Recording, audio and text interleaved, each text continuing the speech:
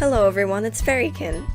Sorry if my voice sounds a little bit groggy, I've had a sore throat for the last couple days. Anyway, this is part 3 of my Hulkling series. If you want to see who I'm making and how I made the body mods, clothing, and wings, go watch part 1 and 2. So this time round, we will be finishing up the wings and doing the face up. His face has been blushed already. See part 1 to know what happened there. From here I mark in the outline of his eyes with a normal graphite pencil, and then I add the whites of his eyes, color the lips, and then I start on the eyebrows too.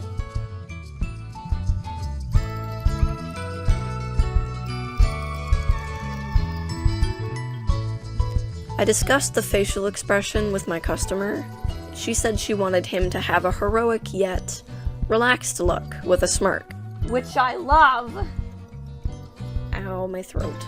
Kind of like this picture, just with more of a smirk. So at first I was thinking I would give him a little bit of a side eye, but I didn't like how severe it was, so eventually I adjusted his eyes to be just barely facing the side.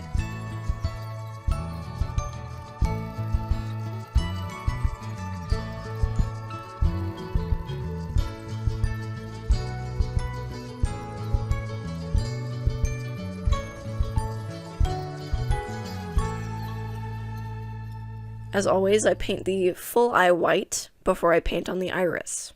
This helps the color of the iris to be opaque and bright.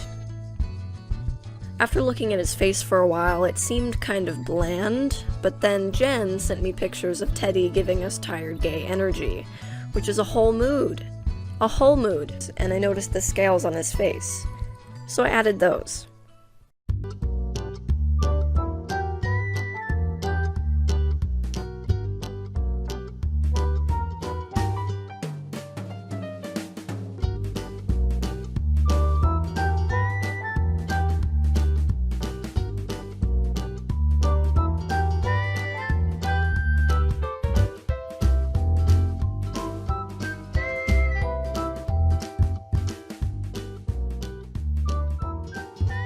Here I'm adding details like waterlines, highlights, and lowlights. I'm lifting pigment off of my watercolor pencils directly with a tiny wet brush. I find that using this method is easier than using acrylic paint, because it has the same consistency, but you can just wipe off your mistakes with water if you need to. Whereas with acrylics, you have to scrape it off, and that's not ideal. Just with this watercolor method, you have to seal it with Mr. Super Clear, whereas you wouldn't with acrylics. After that, I just go back and forth with highlights and shadows until I was happy with it.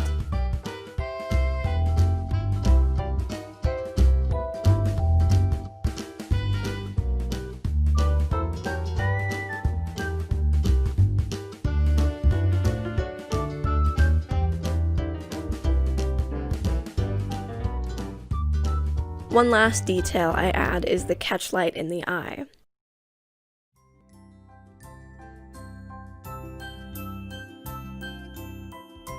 Then I add gloss to his eyes, and I actually did this with nail polish top coat. I don't necessarily recommend doing this, but it works if you're out of any other gloss sealants like I was in this moment.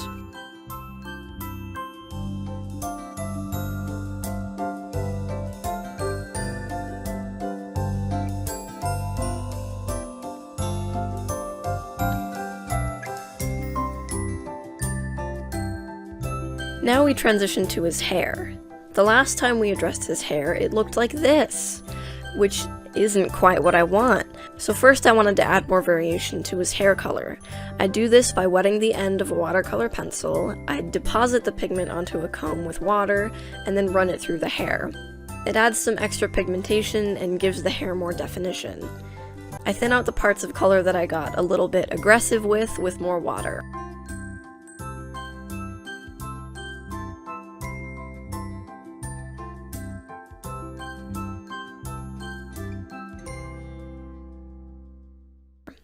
I trim it with an eyebrow razor, and then glue the wig on with E6000 glue.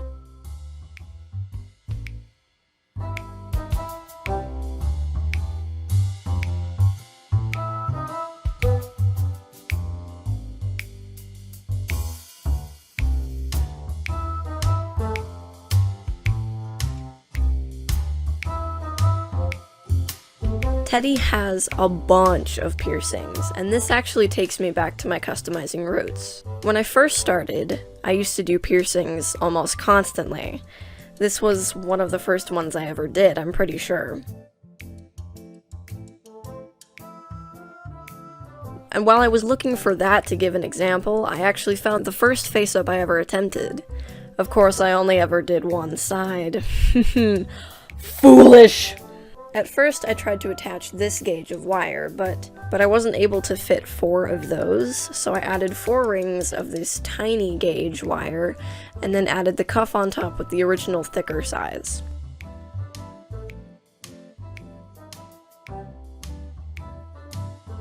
Now to finally finish the wings, I chose this almost army green fabric, which is quite thick, so I figured it would be durable. I prepped the fabric by painting it with watered-down acrylic. This wasn't really necessary though, because I painted over it anyway in the end.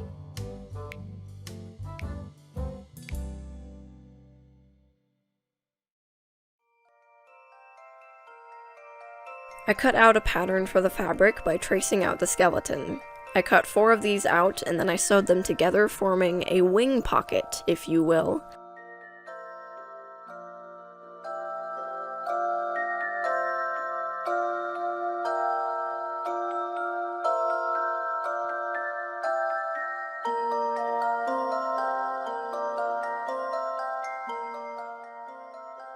I test out the mobility, and then I glue the fabric onto itself, but not to the popsicle sticks, because they need to be able to shift through the fabric.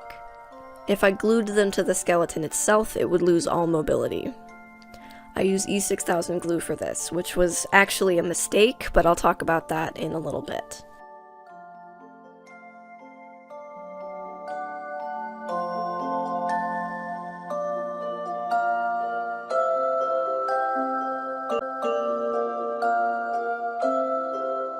I hand-stitched the fabric around the skeleton and then added hot glue for texture. Now I start painting to match his skin tone. So as I'm painting, do you notice how stiff the wings are? This is the result of the glue that I used. I used E6000 because it's durable and flexible, but after it dried on this fabric, it got really dense and heavy. This means that when I pose the wings, they kind of bounce back to an open position. I'm hoping that maybe the stiffness goes down over time, but I'm pretty disappointed about this. After all, it is my first time building wings like this, and I mean, they're pretty good, and I learned something, so it's fine. I'm just sad that I have to send it this way. Jen, I'm really sorry. I know you understand because you're a good bean, but I'm sorry. I dry brush the edges with black, and I freaking love how this looks, man. It's beautiful.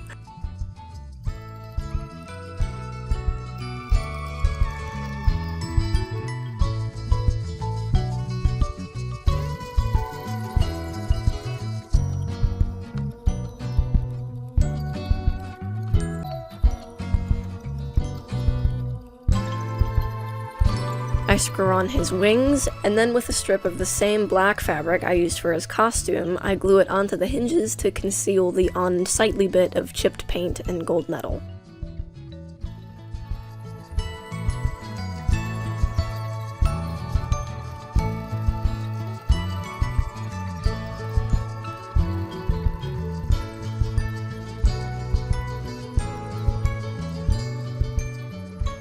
Now finally, I reattach his cursed hands after all this time, and he's complete. And now we move on to the photo shoot.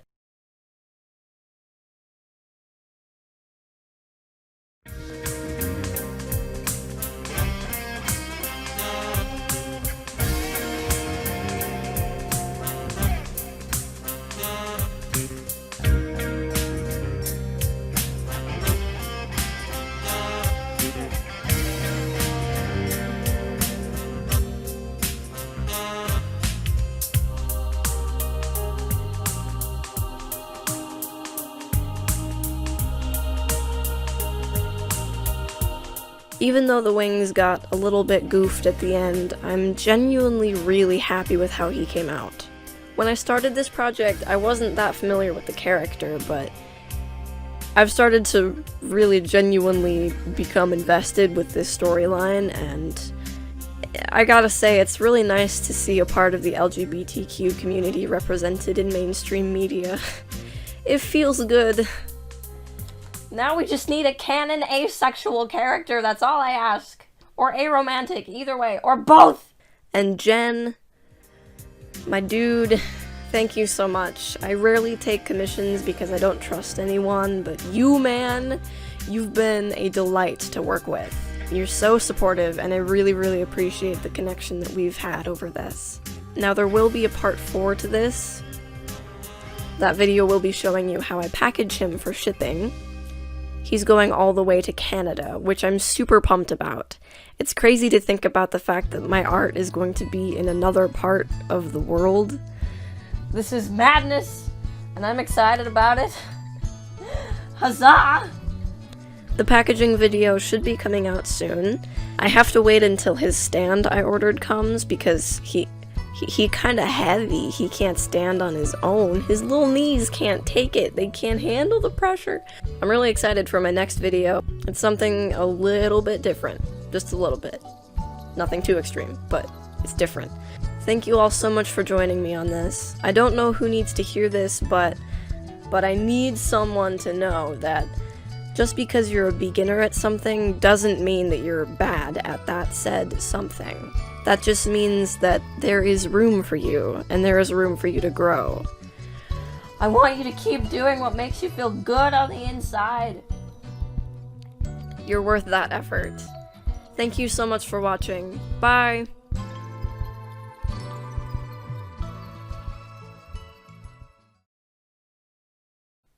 I'm gonna go read some feministic book somewhere and then fall asleep peacefully and tranquilly, because that's how I do things.